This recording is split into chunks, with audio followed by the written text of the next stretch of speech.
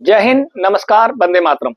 चलिए साथियों, खुशखबरी कि आखिरकार गवर्नमेंट के 8th सीपीसी कमेटी ने कार्य करना शुरू कर दिया है और एक आधिकारिक वेबसाइट गवर्नमेंट ने लॉन्च की है। 8th सीपीसी गवर्नमेंट इन पर जब आप जाएंगे, उस लिंक को खोलेंगे तो आपको बहुत सारी चीजें उसमें नजर आ जाएंगी। साथ ही उसमें एक क्वेश्चनरी है, लेकिन वो क्वेश्चनरी 18 क्वेश्चनों की राय जो हम लोगों से यानी कर्मचारियों से, पेंशन भोगियों से, संघों एवं विभागों की जो राय मांगी जाएगी, उसके लिए माई गवर्नमेंट इन पर जाना होता है। यानी कि जब आप माई गवर्नमेंट इन पर जाएंगे और क्वेश्चनरी को क्लिक करेंगे तो वो क्वेश्चनरी खुलेगी।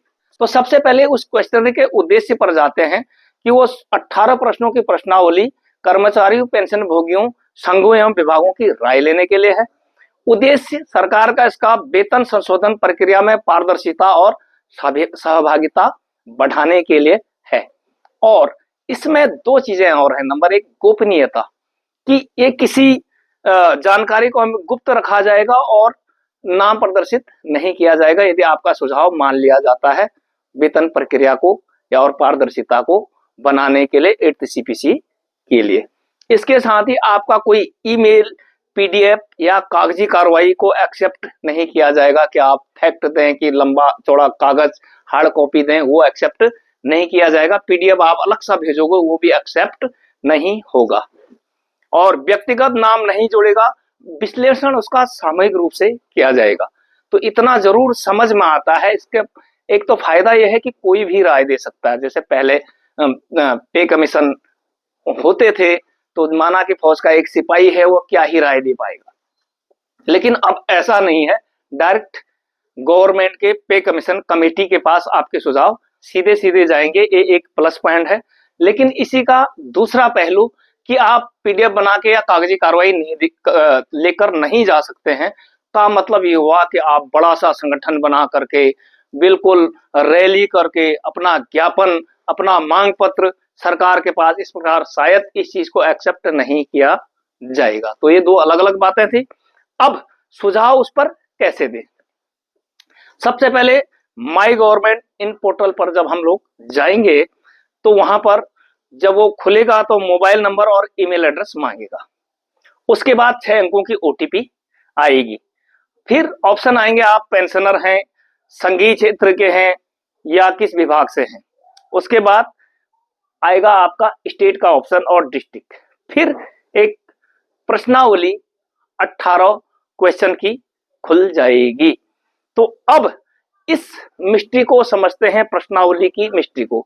जिस प्रकार से टर्म ऑफ रेफरेंस की मिस्ट्री है, टर्म ऑफ रेफरेंस को बॉन्डिंग किया गया है, इसी प्रकार से क्वेश्चनरी का भी bonding government public 8th CPC की कमेटी ने कर रखी हुई है।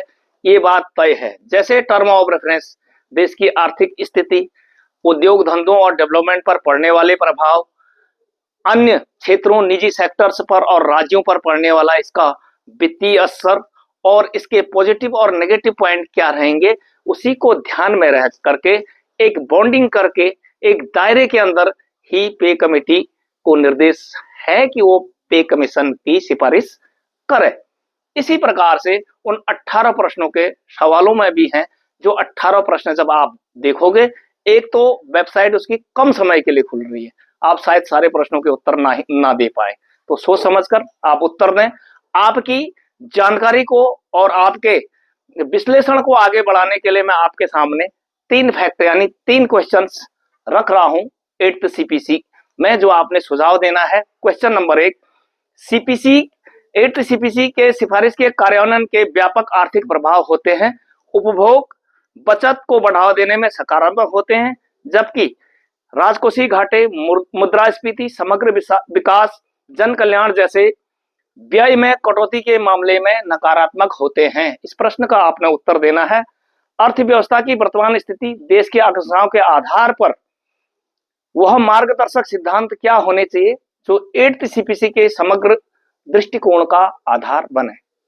तो 200 वर्ड्स के अंदर हिंदी में या अंग्रेजी में वेबसाइट खुल जाएगी आपकी। आपने इसका सटीक उत्तर देना है। क्वेश्चन नंबर 11 पे जाता हूं। 7 सीपीसी के आकलन जनवरी 2014 में 47 लाख सेवाकर्मी थे, और जिसमें सेंट्रल आर्म्ड पुलिस फोर्सेस यानी पैरामिलिट्री फोर्सेस, रेलवे और रक्षा बल यानी सैन्य बल शामिल थे।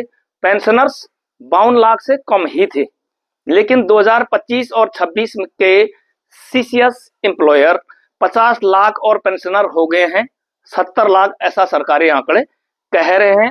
और इस प्रकार से पेंशनर की बढ़ती संख्या पर सरकार उसमें ये डायरेक्ट वित्तीय भार डालेगा, और राजकोषीय प्रभाव और प्रबंधन की सीमाओं को ध्यान में रखते हुए, पेंशनर की उचित अपेक्षाओं को ध्यान में रखते हुए कौन सा दृष्टिकोण सहायक हो सकता है।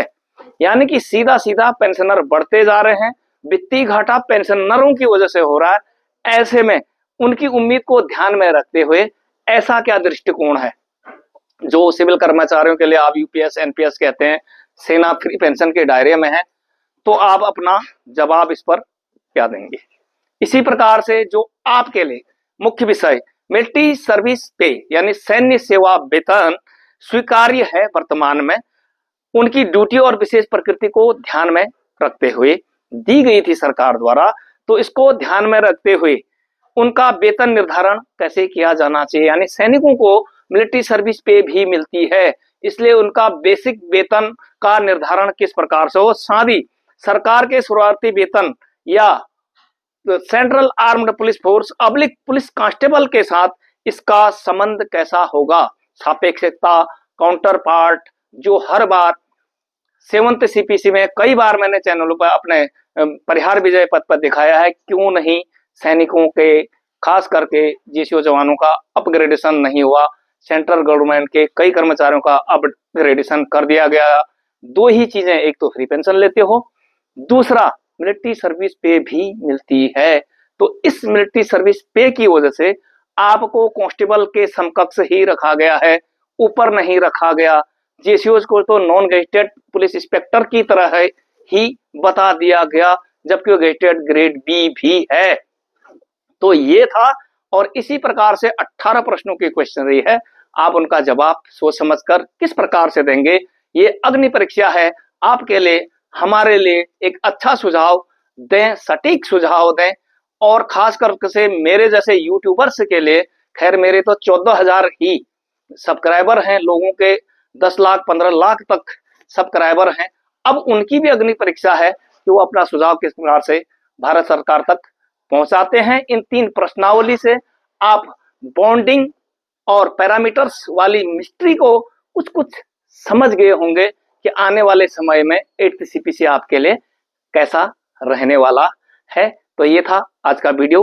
तो अंत में यही कहूंगा कि आप माय गवर्नमेंट इन पर जरूर जाइए और अपने अपने सुझाव, बेहतरीन सुझाव पे कमीशन अब्लिक भारत सरकार को दीजिए, ताकि आपकी आकांक्षाएं, आपकी अपेक्षाएं और आपके परिवार का भरण पोषण, आपका खुद का और आपके परिवार का जीवन स्तर ऊपर जाए, और साथ ही देश की आर्थिक स्थिति भी ऊपर जाए, क्योंकि ये देश चौथी इकोनॉमी है वर्ल्ड की, और अब तीसरी इकोनॉमी बनने जा रही है। तो आप समझ सकते हैं कि पे कमीशन का बेसिक आधार क्या होना चाहिए। ये हिंट था आपके लिए। तो चलिए, अपने कमेंट्स कमेंट बॉक्स में जरूर दीजिएगा और बने रहें परिहार विजय पथ के साथ। जय हिंद, नमस्कार, वंदे मातरम।